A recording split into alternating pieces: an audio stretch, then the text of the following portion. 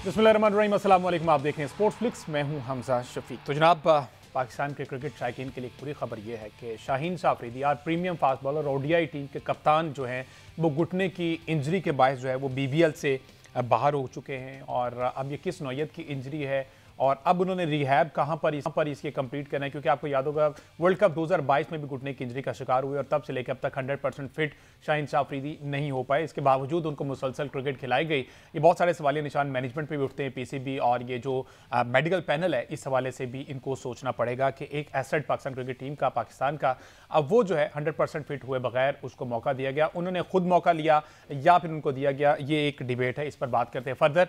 और साथ ही साथ कल जो पाकिस्तान टीम का स्क्वाड अनाउंस किया गया अगेंस्ट श्रीलंका, उसमें जनाब शादाब खान की एंट्री हो चुकी है, क्योंकि शादाब खान एनसीए में बहुत अच्छा उन्होंने परफॉर्म किया था और बीबीएल के एक मैच में उन्होंने अच्छा परफॉर्म किया है, तो उनकी वापस जो एंट्री है अब वो करवा दी गई है। अब बतौर वाइस कप्तान ही कह सकते हैं। और कल जिस तरह की खबरें अहमद सईद साहब ने शेयर की थी कि खुदा न खास्ता अगर वर्ल्ड कप हम नहीं जीत पाते तो अगले कप्तान भी शादाब खान ही होंगे, बली का बकरा जो है वो सलमान अली आगा को बना दिया जाएगा। इस पर बात करनी, साथ ही साथ एक और परफॉर्मेंस फ़हीम अशरफ साहब की आ गई है और वो आई है जी बीपीएल में, बांग्लादेश प्रीमियर लीग में उन्होंने तबाहकुन बॉलिंग की है, विच मीन्स उन्होंने अपना भी कॉन्ट्रैक्ट जो है वो एक्सटेंड कर लिया पाकिस्तान नेशनल टीम में। उनकी सिलेक्शन पर भी जो है वो अब स्टैंप लग चुकी है। ऑलरेडी वो इस स्क्वाड में तो है ही हैं, लेकिन आगे फर्दर वर्ल्ड कप के लिए उन्होंने बता दिया कि मैंने बीपीएल में परफॉर्म कर दिया, अब इस परफॉर्मेंस की बेस पे आप मुझे आगे आने वाले 2-3 साल कंसीडर कर सकते हैं।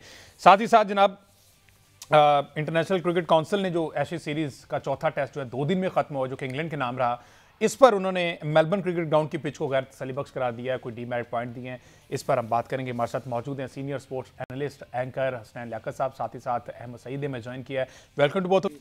अहमद सईद साहब, जब तक ये मामला हल होता है तब तक सर आपकी क्या राय है ये शाहीन शाह अफरीदी की इंजरी के बारे में? देखें, राय तो काफ़ी अर्से से हम यहाँ बैठकर बात कर रहे हैं कि जब आप हाफ फिट प्लेयर्स को वापस लाएंगे और ख़ास तौर पर जब वो फास्ट बॉलर होते हैं तो फिर जाहिर है कि उनकी इस तरह के मामला जो है वो आपको फ्यूचर में देखने पड़ते हैं। अब यहाँ पर प्रॉब्लम यह है कि क्रिकेट इतनी ज़्यादा हो गई है, इतना ज़्यादा इसमें कमर्शियल एस्पेक्ट भी ऐड हो गया है, लीग्स आ गई हैं तरह तरह की, हर मुल्क के अंदर जो है वो लीग शुरू हो गई है, तो प्लेयर्स भी जो है वो 12 महीने मसरूफ़ रहते हैं, वो ना चाहते हुए 12 महीने मसरूफ़ रहते हैं, क्योंकि इतनी ज़्यादा क्रिकेट हो गई। जब ज़्यादा ऑप्शन होंगे तो फिर जाहिर है आपको उसमें से पिक एंड चूज़ करके भी आपके पास जो है वो एक अच्छा सैंपल रह जाता है क्रिकेट खेलने के लिए। तो काफ़ी ज़्यादा बर्डन है फास्ट बॉलर्स के ऊपर। और T20 क्रिकेट के एडवर्ट के आने के बाद आप ये तो कह सकते हैं कि 4 ओवर के मैच होता है, लेकिन उन 4 ओवर में भी आपको पूरा जोर लगाना होता है, क्योंकि उन्हीं 4 ओवर में आपको अपना इंपैक्ट देना है। आपके पास ये टाइम नहीं है कि आप 2 ओवर करें, बॉडी को वार्म करें, उसके बाद आप जोर लगाना शुरू करें, जिस तरह से टेस्ट क्रिकेट में होता है या 4 डे क्रिकेट में होता है कि 1-2 ओवर पहले आके जो है वो जिसे कहते हैं कि चेक करने के लिए 1-2 ओवर किए जाते हैं। तो T20 इतना मार्जिन नहीं देती, आपको पहली बॉल से ही जोर लगाना है, आपको उसी में विकेट भी लेनी है, आपको उसी में बैट्समैन को जो है वो डिटेन भी करके रखना है, उसको बैक फुट पे भी रखना है, उसकी विकेट भी लेनी है, इम्पैक्ट भी क्रिएट करना है। तो ये सारा कुछ करने के लिए आपके पास 4 ओवर दिए हैं। तो ये फॉर्मेट छोटा ज़रूर है, लेकिन ये भी फिजिकली प्लेयर को ड्रेन उस तरह से करता है जिस तरह से बाकी जो फॉर्मेट है वो करते हैं। तो शाहीन अफरीदी हो या नसीम शाह के बारे में बात कर लें, जितना ही पाकिस्तान के फास्ट बॉलर्स की जो मैनेजमेंट है, एहसानुल्लाह की बात करें, जो हमारी इंजरी मैनेजमेंट का रिकॉर्ड है पिछले 2-3 साल का, वो बहुत अच्छा नहीं है, सिर्फ शाहीन के हवाले से पर्टिकुलरली नहीं।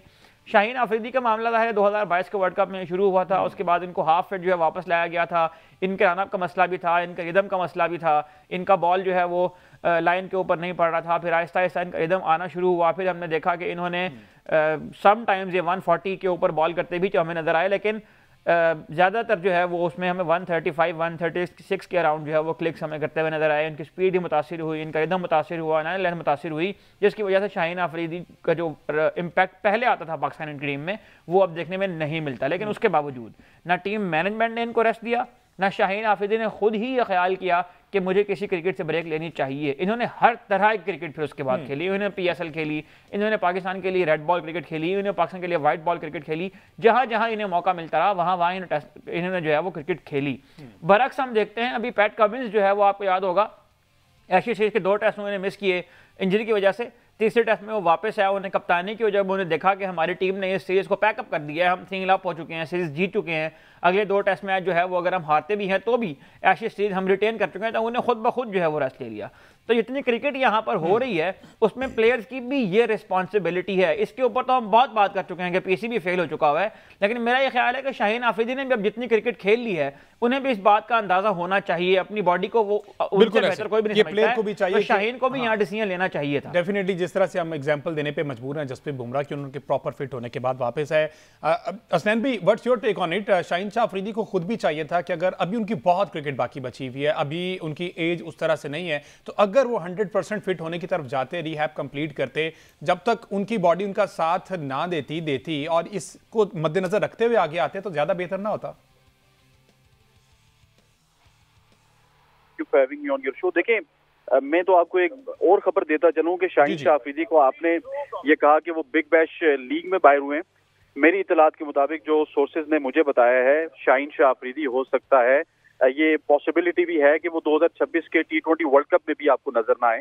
तो डेट इज वेरी अनफॉर्चुनेट। इस तरह की सीरियस इंजरी है शाहीन शाह अफरीदी की, क्योंकि जो अगर वो कोई माइनर इंजरी होती तो पाकिस्तान क्रिकेट बोर्ड की इस वक्त ऑस्ट्रेलियन क्रिकेट बोर्ड के साथ एक डील चल रही है, और जिस डील के तहत शाहीन शाह अफरीदी, बाबर आजम और मोहम्मद रिजवान को ऑस्ट्रेलिया में इसी वजह से रखा गया था, और उनको श्रीलंका की सीरीज में स्पेशली शाहीन और बाबर को, क्योंकि रिजवान तो हमारे प्लान्स में नहीं है, इस वजह से उनको सिलेक्ट नहीं किया गया था। सो एक तो ये है।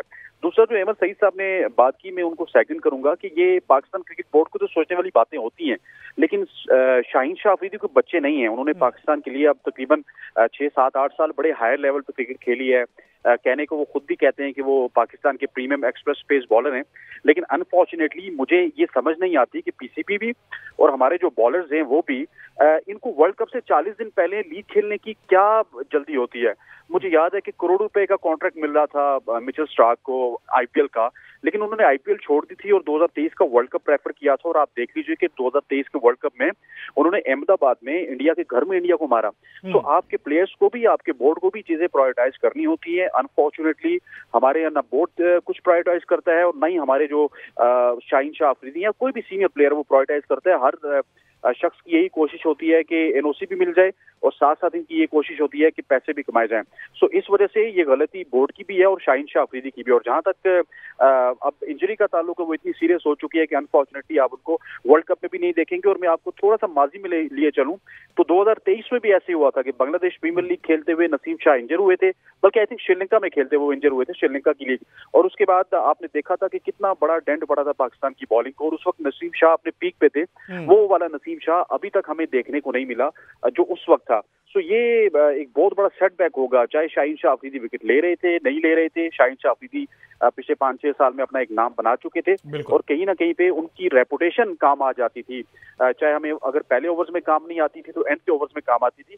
और अनफॉर्चुनेटली ये पाकिस्तान के लिए एक बहुत बड़ा धचका है। जिस तरह की मेरी खबरें में, मैं चाहता हूँ कि मेरी खबरें गलत हूँ और Shaheen Shah Afridi T20 world cup में वापस फिट होके आ जाएं, लेकिन मुझे ये लग रहा है कि जिस तरह के मेरे सोर्सेज बता रहे हैं वो T20 वर्ल्ड कप से भी बाहर हो चुके हैं। जी अहमद, अच्छा इसमें देखें जो नी डिस्कम्फर्ट हुई है इस इंजरी में, बाकी तफसीलात जो है स्कैन के बाद आएंगी, लेकिन ये नी डिस्कम्फर्ट की जो इंजरी है अगर ये प्रोलॉन्ग कर जाए और अगर रिपीटेड इसमें जो है वो पेन शुरू हो जाए, मसल स्टिफनेस का जो इशू होता है उसको मुकम्मल एड्रेस किए बगैर अगर वापस ले आया जाए और दोबारा से इंजरी जो है वो सर उठाना शुरू हो जाए किसी वजह से और ओवर बर्डन होने की वजह से, तो इससे कम से कम प्लेयर को 6 से 9 महीने का रेस्ट जो है वो दरकार होता है। और शाहीन आफरीदी का चूंकि 3 साल का एक हिस्ट्री है इस नी डिस्कम्फर्ट की, इस नी डिस्कम्फर्ट के बाद ज़ाहिर है उसमें पेन होती है, उसमें स्टिफनेस होती है, उसमें स्वेलिंग होती है, तो ये स्कैन्स बताएंगे कि इसकी नौयत क्या है। लेकिन अभी खुदा ना खास्ता जिस किस्म की ये इंजरी लग रही है और जिस तरह से वो बाहर भी हुए हैं उस मैच के दौरान लंगड़ाते हुए वहां पे चल रहे थे, तो जो अपेरेंटली सूरत हाल नजर आ रही है, जो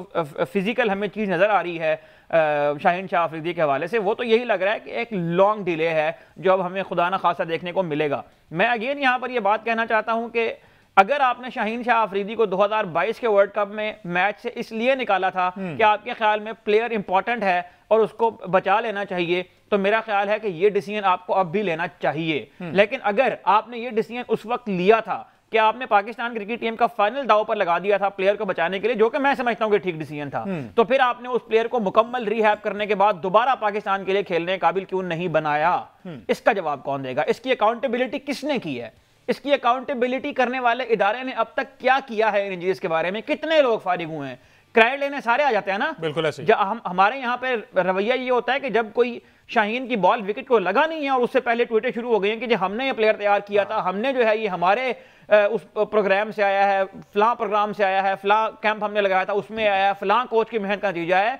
तो अब शाहीन को इस हाल में पहुंचाने वालों के नाम भी सामने लेकर आए ना। आकिब जावेद साहब 4 साल से 5 साल से काम कर रहे हैं ना इनके साथ। आकिब जावेद साहब लाहौर कलंदर में इनके साथ हैं, आकिब जावेद साहब नेशनल टीम में इनके साथ हैं। आकिब जावेद साहब अब आकर इसकी रिस्पॉन्सिबिलिटी क्यों कबूल नहीं करते कि उन्हें पाकिस्तान का एक फास्ट बॉलर जाया किया है और उस पाकिस्तान के फास्ट बॉलर के जाया होने से पाकिस्तान का टाइटल जाया हुआ है। बिल्कुल ऐसे। तो अगर आपने टाइटल बचाने के लिए प्लेयर बचाया था तो उस प्लेयर का अब जो हाल है उसकी जिम्मेदारी कौन कबूल करे? बिल्कुल। और ये एक लंबी फहरिस्त है जिसमें शाहीन है, नसीम शाह की बात, और देखें ये बुनियादी बातें हैं कि ये 6 से 9 महीने का रेस्ट और इसकी जो ये बहुत बुनियादी बातें हैं, ये बेसिक कोचिंग की बातें हैं। और अगर पाकिस्तान में कोचिंग करने वालों को ये बेसिक कोचिंग का नहीं पता तो फिर मेरा ख्याल है कि पाकिस्तान में क्रिकेट का जनाजा जो है वो निकल चुका होगा। और इसी तरह फहरिस्त की मैं एहसानुल्लाह की बात की, मोहम्मद हसनैन की, ये वो लोग हैं जो पीसीबी का पैनल है, मेडिकल पैनल, उनकी नज़र हो गए और उन्होंने मुकम्मल इनको फिट करार दिए बगैर दोबारा से खिलाया। और सूरत हाल हमारे सामने, डिस्कशन हमारी जारी, मुझे एक ब्रेक लेना, वापस आते हैं, कंटिन्यू करते हैं।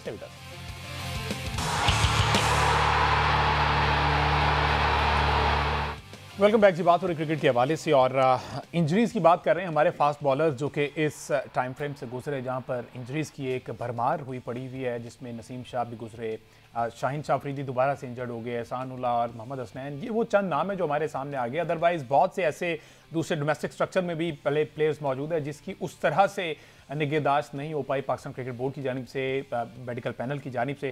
तो अहमद साहब, इसमें डेफिनेटली आप कह सकते हैं कि 50-50 का मार्जिन दे सकते हैं कि 50% प्लेयर की अपनी रिस्पॉन्सिबिलिटी कि अगर वो कहीं डिस्कम्फर्ट फील कर रहा है तो उसको हाईलाइट करना जरूरी है, उसको बताना चाहिए कि भाई मुझे ये मसला है, मैं नहीं कंटिन्यू कर पाऊंगा, ये मेरे फ्यूचर का सवाल है। लेकिन कोई भी एक भी प्लेयर हमारा, एक भी फास्ट बॉलर जो है या स्पिनर भी ले लें, उनकी कोशिश होती है कि जैसे ही हम रेस्ट की तरफ आए या रिहैब की तरफ आए, हमारी जगह कोई और ले जाएगा और हमारी टीम में वापसी नहीं हो पाएगी। लेकिन on the other hand Shadab Khan जैसे लोग भी हैं जिनको गारंटी है कि जनाब मैं वाइस कैप्टन टीम से बाहर हुआ था, बगैर परफॉर्म किए, कुछ इंजरीज के मसाइल थे, वापस आया हूं तो बतौर जो नायब कप्तान ही आया हूं। तो इस तरह का कॉन्फिडेंस तमाम प्लेयर्स में फिर होना चाहिए, पीसीबी को देना चाहिए।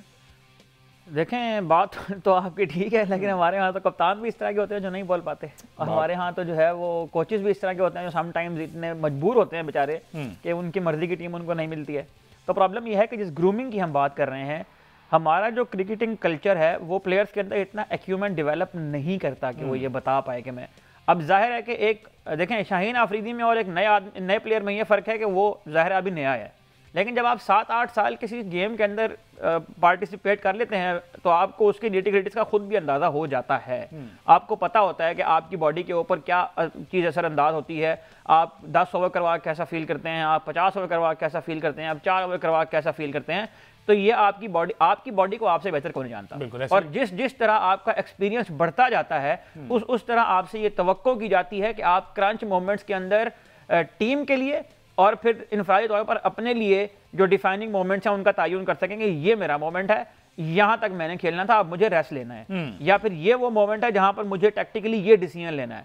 हम जब ये बात करते हैं कि इंटरनेशनल लेवल के ऊपर जब कोई प्लेयर आ जाए तो उसके अंदर टेक्निकल फॉल्ट नहीं होना चाहिए। तो वो टेक्निकल फॉल्ट जो है वो पहले जितने भी लेवल्स हैं, अंडर 14 है, अंडर 16 है, 17 है, 19 है, अब तो 21 और 23 भी निकाल दिया है। तो यहाँ पर जो कोचिंग स्टैंडर्ड्स हैं, यहाँ पर जो कोचिंग लेवल्स हैं, ये उनका काम है कि इनके बेसिक्स को एड्रेस करके भेजें।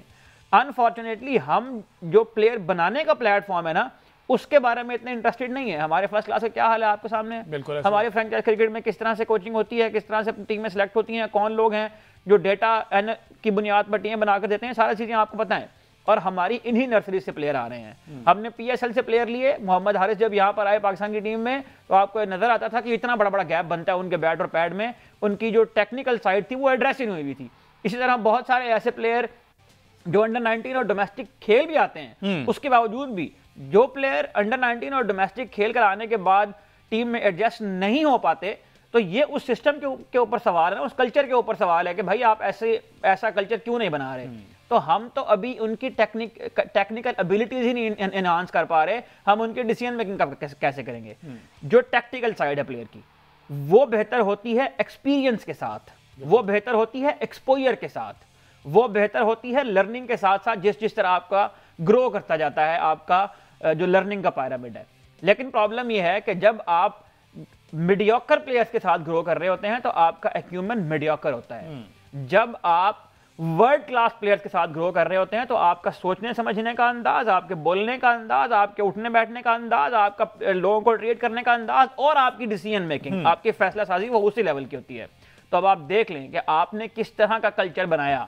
ये जो मीडियोकर कल्चर है ना, जिसमें आप इस तरह के प्लेयर उठा कर ले आते हैं कि जिन्होंने एक इनिंग खेली होती है पूरे मुल्क में तूफान मच जाता है। हांगकांग सिक्सेस की बुनियाद पर आपने अपनी नेशनल टीम में खेलने के लिए ख्वाजा नाफे को सिलेक्ट किया है। बिल्कुल ऐसे ही है। और हांगकांग सिक्सेस में अगर आपने उसी की बेस पर ही करना था तो अब्बास हफीजी टीम में क्यों नहीं आता? आपने उस मास सदाकत को जो राइजिंग स्टार एशिया कप में उससे ज्यादा प्रेशर में परफॉर्म करके आया है वो टीम का हिस्सा नहीं बना।